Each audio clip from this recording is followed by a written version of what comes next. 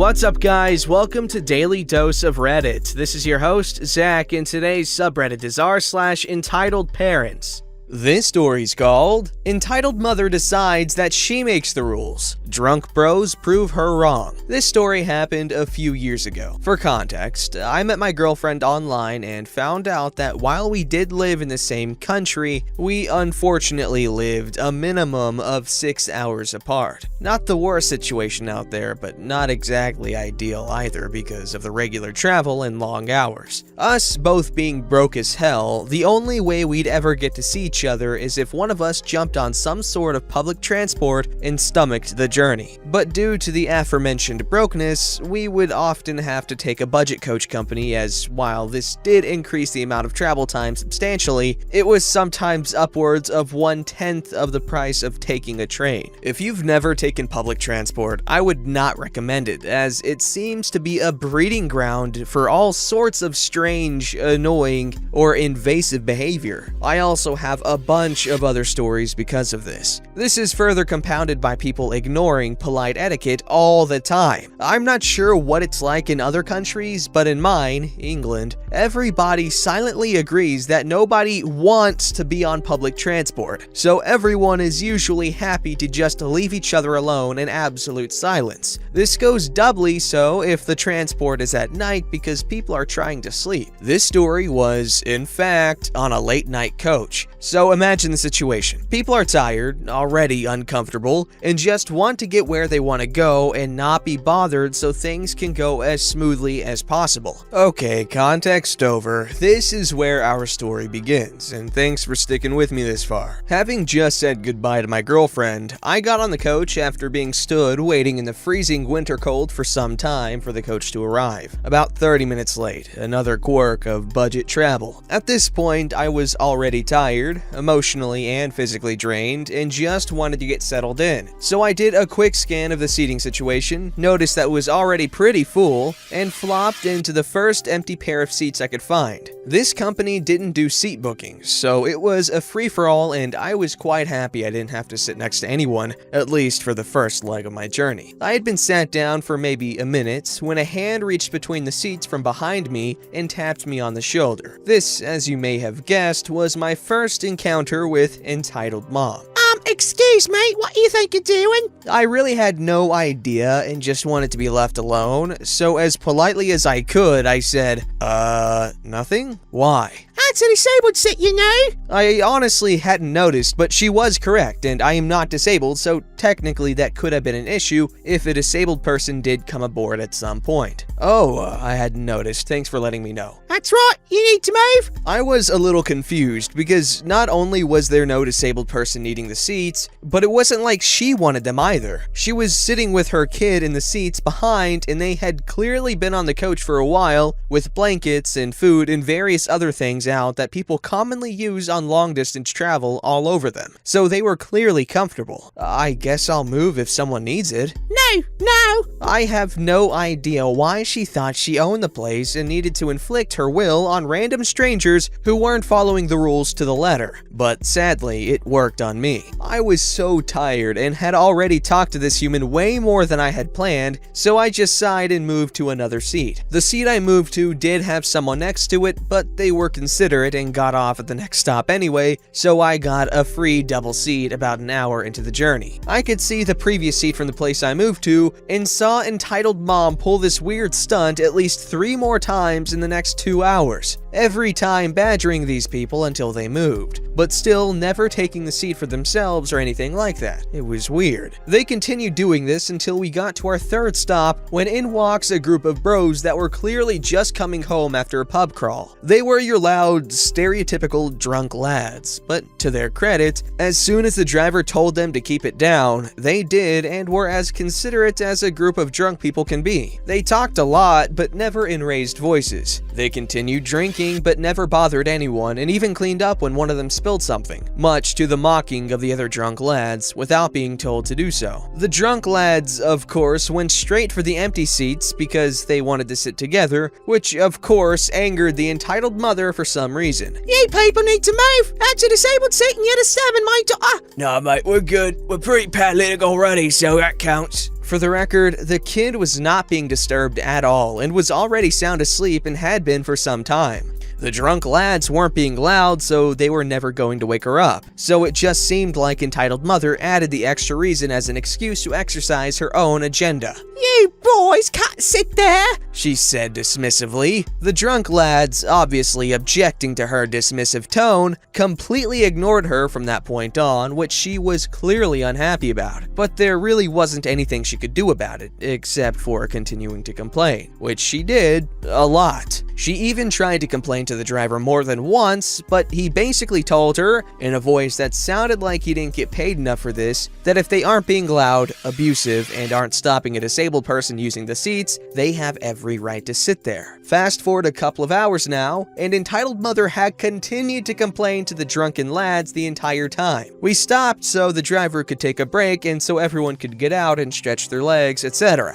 The drunken lads took full advantage of this to go out, grab a smoke, and generally reignite their rowdy attitude from the previous night for a few minutes before returning to being quiet and respectful on the coach. For some reason, this seemed to wind entitled mother up even more. Like the very concept of the drunk lads having fun now offended her. Her solution to this was to wake up her sleeping daughter, march her to the front of the coach where the doors are, lean out of the door, and shout at the drunken lads while pointing at her kid. How dare you act this way? Don't you know there's a child here? The drunken lads collectively told her to F off and carried on their business until the driver returned, where they put out their cigarettes and quietly got back on the bus, politely pushing past entitled mother and her now cranky kid. The kid must have only been 4, maybe 5, I'm not great at judging age, and as such had really no idea what was happening here. But now that she was awake, she was going to make sure that everyone knew it. I don't blame the kid at all for her behavior over the next hours, because entitled mother made no attempt to stop it, and on occasion, she'd encourage it. Entitled mother would tell her kid to run up to random people just to say hello and not leave until they said hello back. Yes, even if they were sleeping. The kid would talk extremely loudly, and entitled mother wouldn't tell her to keep quiet, but instead would bring her voice up to match her kids. They would even randomly start singing and clapping to church songs out of nowhere ad nauseum. A personal favorite of theirs seemed to be, "I've got the joy, joy, joy, joy down in my heart, down in my heart," over and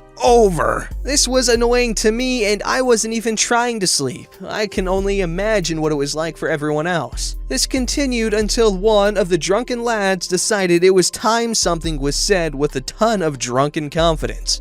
Excuse me, you need to move seats. You disturbed my bros. How dare you talk to me like that? She just went off on them for several minutes while they sat there full on laughing in her face the entire time until one of the drunk lads interrupted her. Well, miss, that's not very helpful. What would Jesus say? If they were trying to hide their laughter before, they stopped trying, and all of them went into fits of laughter before all drunkenly starting to sing and clap. I've got the joy, joy, joy, joy down in my heart, down in my heart. At the entitled mother. Probably realizing she'd lost this one, entitled mother just sank into her seat and endured the mocking for the rest of my time on the coach, which was about an hour. They were clearly winding down and going to stop at one point, but when the kid joined in, they thought that was so funny that they just kept going. I got the feeling that they'd stop when the kid did, and in their drunken state, they were ready to commit. I got off the coach at my stop about an hour later and they were still going. Never mess with lads on a night out. They'll outdo you.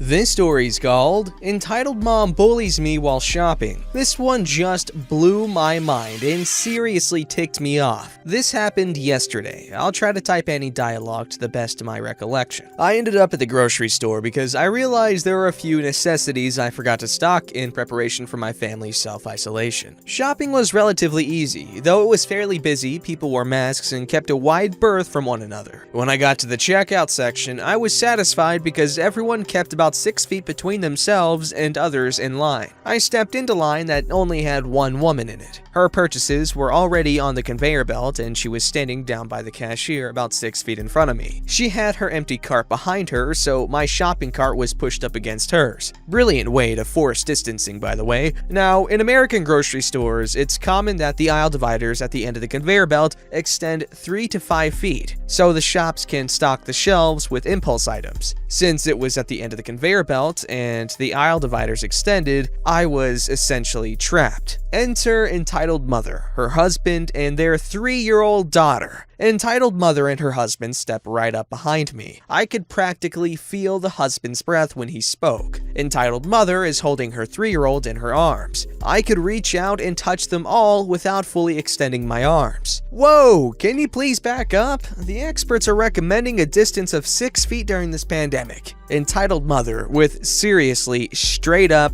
bimbo attitude. Excuse you, I'm fine right where I am. Why, you think you're some sort of Disney princess that can get people to do what you want if you snap your fingers? Me flabbergasted. Please back up. You're entirely too close to me. I ain't sick, princess. Mind your expletive business. Can you please back up so that I can exit this line? You can have my spot. Entitled mother and her husband back up and allow me to pull my cart out of line. As I'm walking toward the next cashier, I hear entitled mother. Told you this works. Now, I got the impression that entitled mother intended to run me out of line because of the statement. It was something conspiratorial in delivery. I could be wrong, of course. Well, when I stepped up to another cashier's line, the cashier I just left began having some sort of system errors. All other lines were 3 or 4 people deep, so lucky me. Entitled mother and her family repeat the same behavior behind me. The entire family is once again within hugging distance. Or perhaps punching distance? Entitled mother smiles smugly. I'm ticked and it bled into my verbiage. You should be ashamed of yourself. You're risking your daughter's health, my health, to prove some point that is entirely lost to me. Do you need to establish dominance? Back up and let me leave this line. Shut the expletive up. My daughter isn't sick. I take care of my kid. Your daughter isn't sick yet. You keep playing these stupid games and you'll win stupid prizes,